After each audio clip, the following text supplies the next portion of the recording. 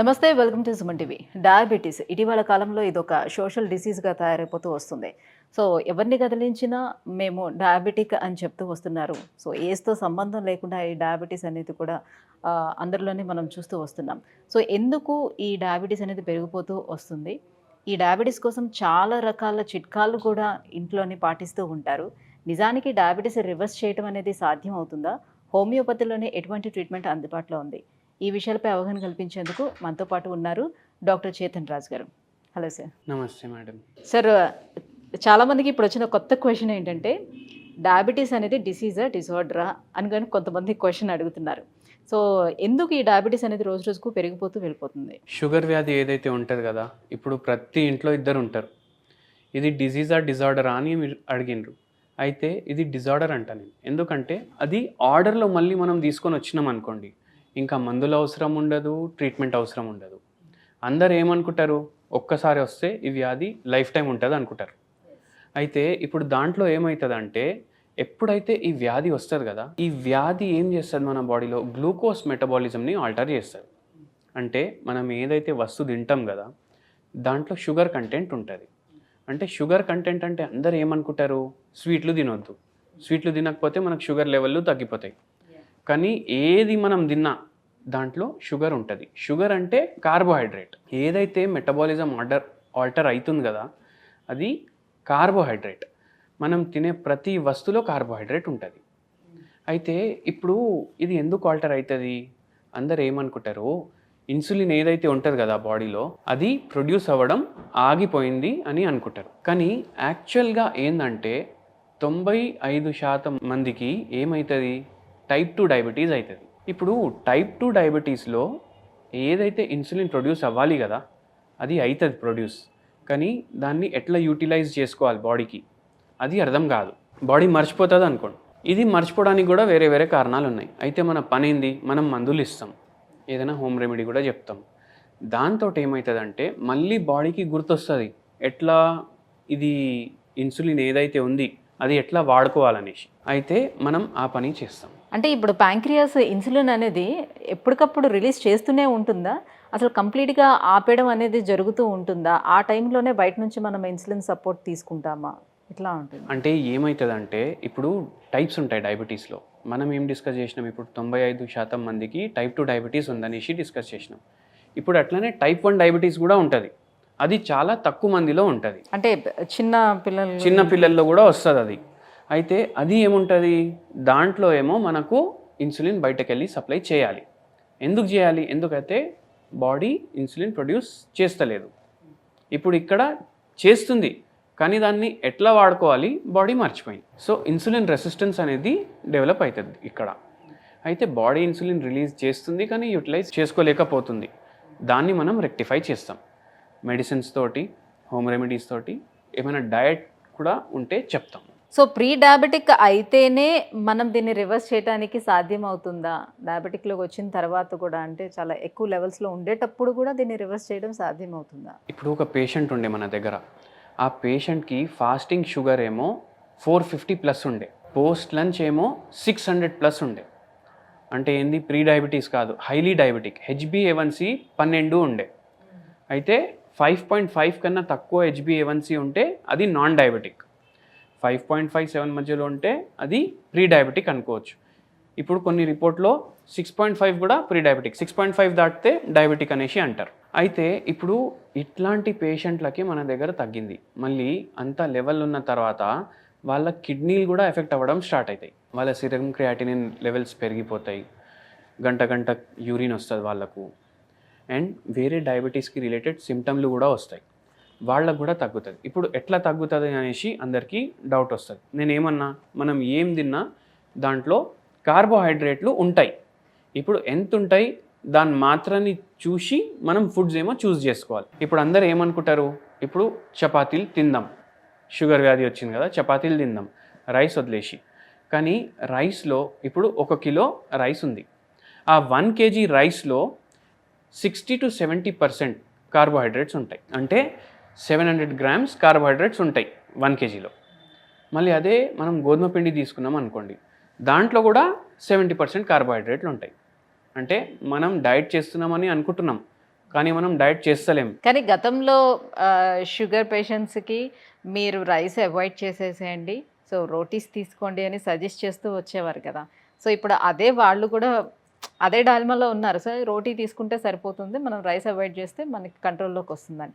ఇప్పుడు ఎందుకు మళ్ళీ రోటీస్ని కూడా అవాయిడ్ చేయమని అవును, చెప్తున్నారు? రోటీలు తీసుకోవాలి, రైస్ని అవాయిడ్ చేయాలి. కానీ నేనైతే ఏమంటా పేషెంట్లకు, నైట్ మీరు రైస్ తినకండి, మార్నింగ్ టైం మీరు రైస్ తినకండి, ఆఫ్టర్నూన్ మీరు కొద్దిగా రైస్ తీసుకోండి.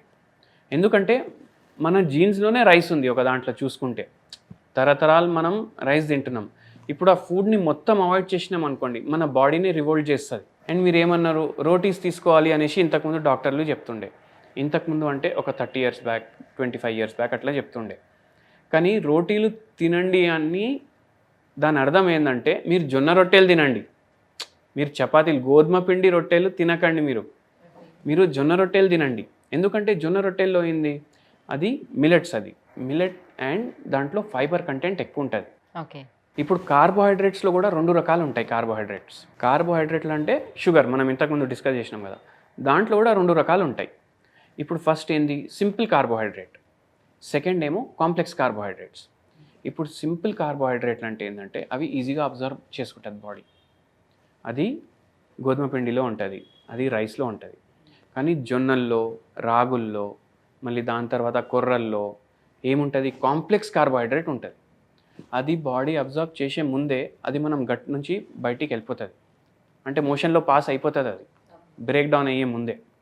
కాంప్లెక్స్ కార్బోహైడ్రేట్ని మళ్ళీ బాడీ సింపుల్ కార్బోహైడ్రేట్లో బ్రేక్ డౌన్ చేయాలి. సింపుల్ కార్బోహైడ్రేట్లో బ్రేక్ డౌన్ చేసిన తర్వాత బాడీ అబ్జర్వ్ చేస్తుంది, అయితే దాని ముందే అది బయటికి వచ్చేస్తుంది. అయితే అట్లా మిల్లెట్లో ఏమో చాలా హెల్ప్ఫుల్ ఉంటాయి. సో ఈ మధ్యన మేము గ్లూటెన్ ఫ్రీ, ఇప్పుడు ఈ పిండిలు కానీ లేకపోతే బన్స్ కానీ ఇవన్నీ తెచ్చుకుంటున్నాము. సో దీనివల్ల ఏమి ఇష్యూ ఉండదు కదా అని చెప్తూ ఉన్నారు. నిజమేనా? గ్లూటెన్ ఫ్రీది తీసుకుంటే ఏమి ఇష్యూ ఉండదా? ఇప్పుడు జొన్నలు ఉన్నాయి కదా, దాని పిండిలో గ్లూటెన్ ఉండదు. రాగులు ఉంటాయి కదా, దాంట్లో గ్లూటెన్ ఉండదు, ఉంటే కూడా చాలా తక్కువ మాత్రలో ఉంటుంది. అండ్ ఇప్పుడు మనం గ్లూటెన్ ఫ్రీ అనేసి బండ్లు తెచ్చుకుంటాం మీరు చెప్పినట్టు, మళ్ళీ బ్రౌన్ బ్రెడ్ తీసుకొస్తాం, లేకపోతే ఏం చేస్తాం, ఈ బండ్లు అండ్ పావులు అవి ఉంటాయి కదా, అవి వేరే పిండితో చేసినవి కూడా ఉంటాయి అని అనుకుంటాం. మనం దాని ప్యాకెట్ తిప్పేసి చూడాలి. ఇప్పుడు అందరు ఏమనుకుంటారు, బ్రౌన్ బ్రెడ్, బ్రౌన్ బన్స్ ఇవి హెల్త్కి మంచివి అనేసి అనుకుంటాం. అయితే అక్కడ క్లియర్లీ స్పెసిఫైడ్ ఉంటుంది 40% దాంట్లో మైదా పిండి ఉంటుంది. ఇప్పుడు మైదా పిండి అంటే ఏంది, ఓవర్ రిఫైన్డ్ వీట్, అది గోధుమని ఓవర్ రిఫైన్ చేసి వైట్ ఉంటుంది ఫ్లార్, దాని అర్థం ఏంది, దాంట్లో ఫుల్ కార్బోహైడ్రేట్లు ఉంటాయి. ఇప్పుడు మనం చేసుకునే చపాతీల్లో 70% ఉంటే దీంట్లో 80 to 85% కార్బోహైడ్రేట్ ఉంటుంది. అంటే 100 గ్రాములో 40 గ్రామ్ మళ్ళీ కార్బోహైడ్రేట్లు వచ్చేసింది. అయితే అవి అవాయిడ్ చేయాలి. బ్రౌన్ బ్రెడ్ మనకు కనిపిస్తుంది, అదే బ్రౌన్ హెల్త్కి మంచిది అనేసి, కానీ దాని ప్యాకెట్ మీద చూడాలి దాంట్లో కార్బోహైడ్రేట్ ఎంత ఉంది. అసలు కంప్లీట్గా కార్బోహైడ్రేట్స్ బాడీకి ఇవ్వకపోతే ఏమవుతుంది? కాంప్లెక్స్ కార్బోహైడ్రేట్లు ఇవ్వాలి. కార్బోహైడ్రేట్ కూడా అవసరం మన బాడీకి. ఓన్లీ కార్బోహైడ్రేట్ ఇవ్వకపోతే మళ్ళీ కిడ్నీల పైన ప్రభావం, లివర్ పైన ప్రభావం మనకు వస్తుంది. అందుకే ఇవ్వాలి, కానీ కాంప్లెక్స్ కార్బోహైడ్రేట్లు ఇవ్వాలి. బాడీకి అప్పుడు ఎంత అవసరం అంత తీసుకుంటుంది బాడీ. సో ఇప్పుడు మరి వైట్ రైస్ ప్లేస్లో బ్రౌన్ రైస్ తీసుకుంటున్నారు కదా, అది ఓకేనా?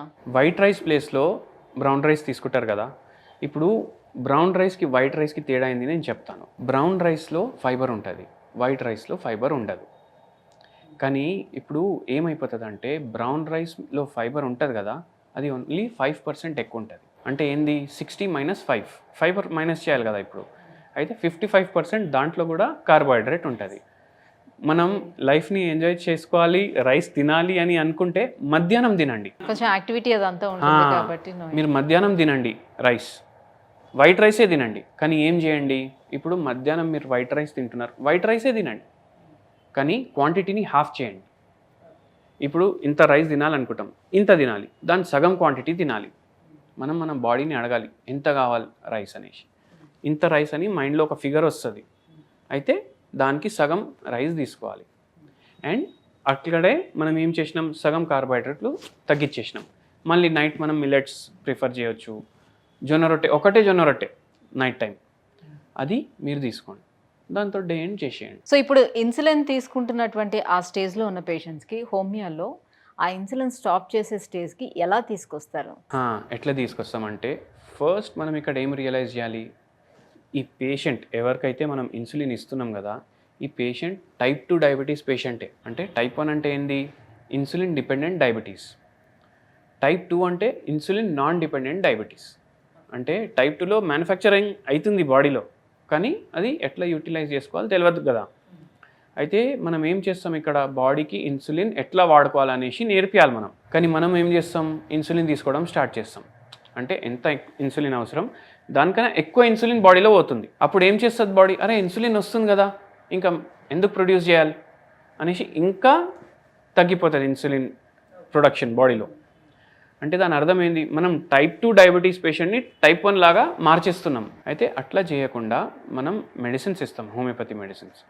దాంతో ఏదైతే బయోకెమికల్ రియాక్షన్స్ సరిగా అయితలేవు కదా బాడీలో, అది మళ్ళీ సరిగా అవ్వడం స్టార్ట్ అవుతుంది. ఇప్పుడు నేను పేషెంట్ గురించి చెప్పినా కదా, ఆ పేషెంట్ మన దగ్గర 2 years వాడారు మెడిసిన్, ఇప్పుడు టోటలీ డయాబెటీస్ ఫ్రీ అయిపోయారు. సో అయిపోయినా కూడా లైఫ్ స్టైల్ అలానే తీసుకెళ్తూ ఉండాలి వాళ్ళు, అంతే కదా. వాళ్ళు లైఫ్ స్టైల్ మెయింటైన్ చేయలేదు కాబట్టి వాళ్ళకి వచ్చింది కదా. అంటే ఇప్పుడు ఈ మెడిసిన్ తీసుకొని వన్స్ రివర్స్ అయిన తర్వాత కూడా ఇదే లైఫ్ స్టైల్ని కంటిన్యూ చేయాలి కదా మళ్ళీ దాన్ని. ఫర్ ఎగ్జాంపుల్, ఒక మనిషికి డయాబెటీస్ లేదు, ఆ మనిషి ఏం చేస్తాడు, వారానికి 5 సార్లు నాన్ వెజ్ తింటాడు, మళ్ళీ బయట బిర్యానీలు 3-4 సార్లు తింటారు, మళ్ళీ 1-2 సార్లు వేరేది ఏమైనా తింటాడు బయట, మళ్ళీ దాంతోపాటు వారానికి 3-4 సార్లు ఆల్కహాల్ తీసుకుంటాడు. ఇప్పుడు ఏం లేదు రోగం, ఇప్పుడు రోగం లేదు, ఇవన్నీ చేస్తుండు. ఇట్లా 15 ఏళ్ళు 20 ఏళ్ళు చేసిండు. అట్లా చేయడం వల్ల ఆ పేషెంట్కి షుగర్ వ్యాధి, బీపీ వ్యాధి వస్తాయి. ఇప్పుడు అది లైఫ్లోకి వెళ్ళి తీసేసినా అవి తగ్గవు. కానీ మనం ఏం చేస్తాం, అవి తగ్గిస్తాం, మళ్ళీ 15 years బ్యాక్ పొజిషన్ ఎట్లుండే దానికి తీసుకొస్తాం. మళ్ళీ దాని తర్వాత ఎప్పుడైతే రోగాలు లేకుండే అప్పుడు ఎట్లా హెల్దీ డయట్ ఉండే ఆ డయట్ కంటిన్యూ చేయమంటున్నాం, అంతే కదా. Right, thank you so much అండి. సో డయాబెటీస్ని ఎలా రివర్స్ చేయొచ్చు హోమియోపతిలో, సో ఎటువంటి లైఫ్ స్టైల్ని అవలంబించుకోవాలి, ఈ విషయాలన్నీ తెలియజేసినందుకు థ్యాంక్ యూ. Thank you.